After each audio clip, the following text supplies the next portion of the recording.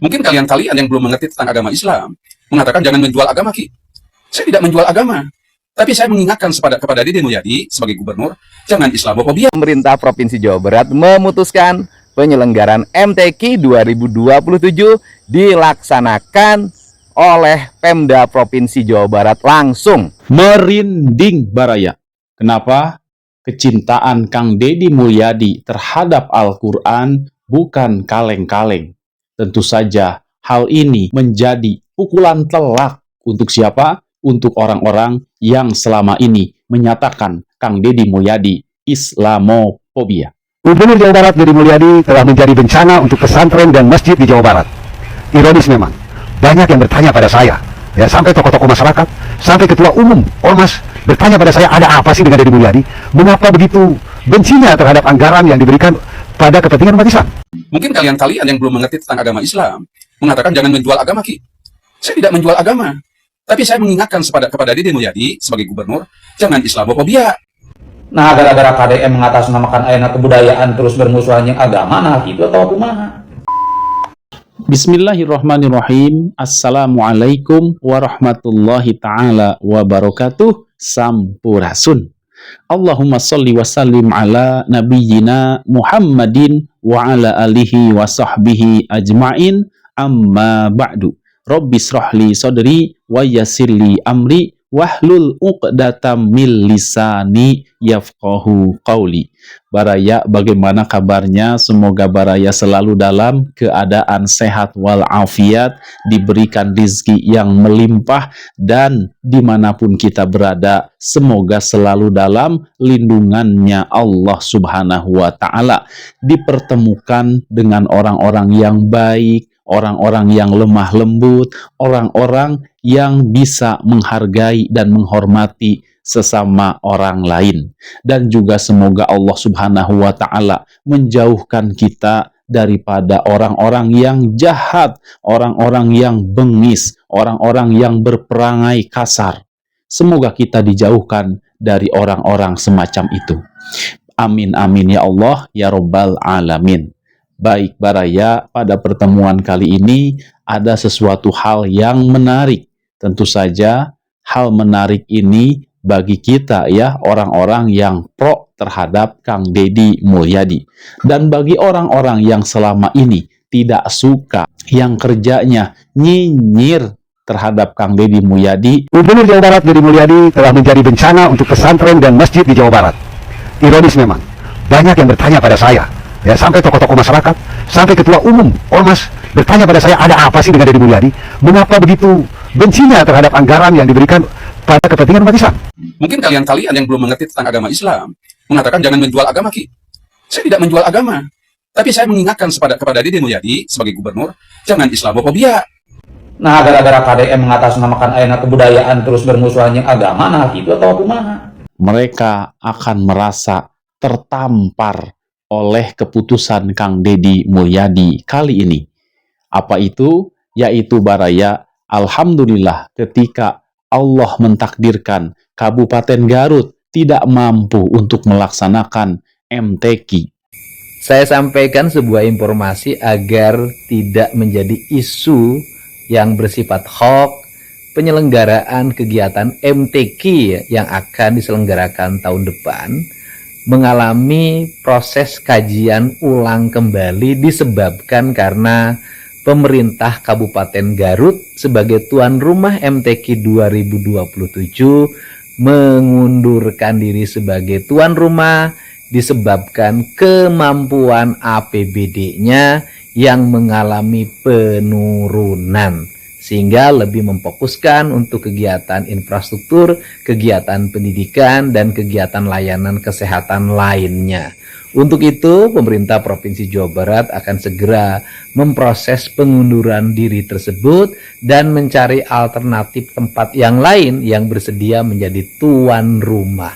Hatur nuhun. Kemudian Kang Deddy Mulyadi sebagai Gubernur Jawa Barat, orang nomor 1 di Jawa Barat, orang yang juga dicintai oleh warga Jawa Barat, beliau langsung mengambil alih kegiatan MTQ atau Musabaqah Tilawatil Quran tersebut, diambil alih oleh Pemprov Jabar. Assalamualaikum, sampurasun, wilujeng enjing wargi Jabar dan seluruh warganet dimanapun berada. Ayo bangun, semangat, olahraga. Persiapan beribadah ke gereja, hati-hati di perjalanannya, tetap khusyuk demi kebahagiaan hidup, dunia dan akhirat. Saya menyampaikan ucapan terima kasih pada berbagai pihak yang memberikan perhatian pada MTQ Provinsi Jawa Barat. Ya, saya tadi subuh sudah berkomunikasi dengan asisten 2 yang menangani MTQ di Jawa Barat. Karena Garut mengundurkan diri sebagai tuan rumah, kita juga memahami APBD-nya mengalami defisit, maka pemerintah Provinsi Jawa Barat memutuskan penyelenggaraan MTQ 2027 dilaksanakan oleh Pemda Provinsi Jawa Barat langsung. Tuan rumahnya langsung Pemprov Jabar, pembukaannya di halaman Gedung Sate, penutupannya di Masjid Al-Jabar. Untuk itu saya ucapkan terima kasih pada semuanya dengan satu catatan penting, karena MTQ ini mengembangkan syiar Islam, mengajarkan nilai-nilai Al-Quran, maka penyelenggaraannya harus menjunjung tinggi asas kejujuran. Harus jujur dalam penyelenggaraan, jujur dalam penjurian. Hatur nuhun, salam untuk semuanya. Yuk kita berolahraga, berwisata, dan berbahagia. Alhamdulillah, kita bersyukur kepada Allah bahwasanya aktivitas-aktivitas, kegiatan-kegiatan positif ini mendapatkan perhatian langsung daripada Pemprov Jabar. Dan tentu saja hal ini membuat merinding orang-orang yang memang selama ini mencintai Kang Deddy Mulyadi. Tetapi bagi orang-orang yang sukanya nyinyir, bahkan sampai tega menyebut Kang Deddy Mulyadi sebagai orang Islamofobia. Kalian-kalian yang belum mengerti tentang agama Islam mengatakan jangan menjual agama, Ki. Saya tidak menjual agama, tapi saya mengingatkan kepada Deddy Mulyadi sebagai gubernur, jangan Islamofobia. Kata Kang Dedinya, ya. Ini merupakan pukulan telak bagi mereka. Baik Baraya, sekarang kita akan menyimak pidato daripada Kang Deddy Mulyadi yang juga bisa membuat merinding bulu kuduk, karena kata-kata yang dia sampaikan itu benar-benar murni dari dalam hati, murni daripada keilmuan Kang Deddy Mulyadi, pemahaman Kang Deddy Mulyadi terkait dengan Al-Quran dan juga pengamalannya. Kita simak dengan khusyuk ya Baraya, agar kita mendapatkan barokahnya. Kita simak sama-sama, silakan. Maka tindakannya menjadi adil. Dari gerakan membaca Al-Quran ini, maka terbebaslah orang-orang miskin, terbebaslah anak-anak yatim, terbangunlah peradaban hidup yang silih asa, silih asi, silih asu. Maka disitulah Al-Quran menjadi cahaya. Karena Al-Quran menjadi cahaya, maka Al-Quran bercahaya. Karena Al-Quran bercahaya, maka cahayanya terhampar. Maka Al-Quran tidak hanya dipahami tulisan yang ada dalam mushaf, yang kita lombakan, yang kita pertahankan, yang kita cium ketika ingin membacanya, yang kita simpan di atas kepala kita, yang kita simpan di rekal, dan ketika kita tidak berwudu maka tidak berani menyentuhnya, kayak saya NU. Tidak berani menyentuhnya. Tetapi di balik itu kita memahami gunung-gunung itu adalah hamparan Al-Quran. Sungai Citarum itu adalah hamparan Al-Quran. Sawah-sawah yang terhampar adalah hamparan Al-Quran. Matahari adalah hamparan Al-Quran. Bulan adalah hamparan Al-Quran. Bintang adalah hamparan Al-Quran. Seluruh yang ada, makrokosmos dan mikrokosmos adalah hamparan Al-Quran. Dan semuanya mereka bertasbih kepada Allah, yang dalam setiap waktu dia berucap Subhanallah, walhamdulillah, wala ilaha illallah. Kalau sudah seperti itu, maka surau-surau itu menjadi lentera penggerak. Kalau sudah seperti itu, maka kita adalah manusia yang paling bersyukur. Kenapa? Kita manusia yang paling bersyukur.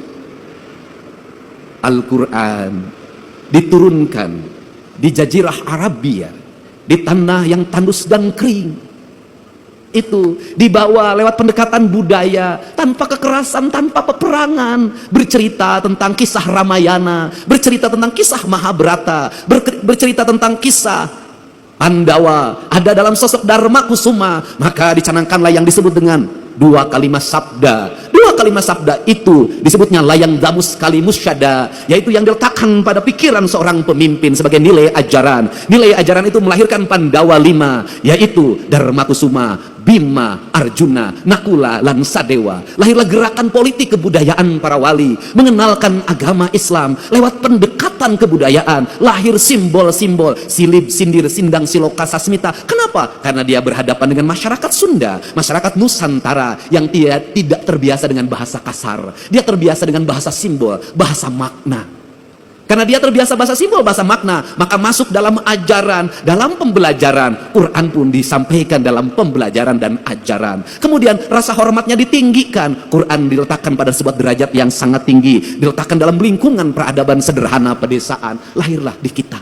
Ya, Masya Allah, luar biasa. Mari kita berdoa buat kita, buat para pemimpin kita, terkhusus juga buat Kang Deddy Mulyadi. Semoga Allah Subhanahu wa Ta'ala memberikan kita kesehatan, rizki yang melimpah, agar kita bisa berbuat banyak lagi untuk orang lain. Karena sebaik-baik manusia ialah yang paling banyak manfaatnya untuk orang lain. Demikian, mohon maaf bila ada salah kata. Wabillahi taufiq wal hidayah. Wassalamualaikum warahmatullahi ta'ala wabarakatuh. Terima kasih.